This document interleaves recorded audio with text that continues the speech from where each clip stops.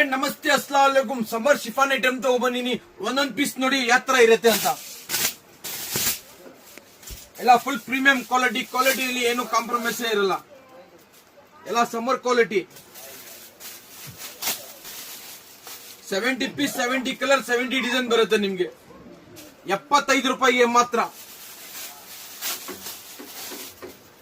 ನೋಡಿ ಯಾವ ತರ ಇದೆ ನೋಡಿ. ಒಂದೊಂದ್ ಪೀಸ್ ನೋಡಿ ಯಾವ ತರ ಬರುತ್ತೆ ಅಂತ. ಬರೀ 75 ರೂಪಾಯಿ.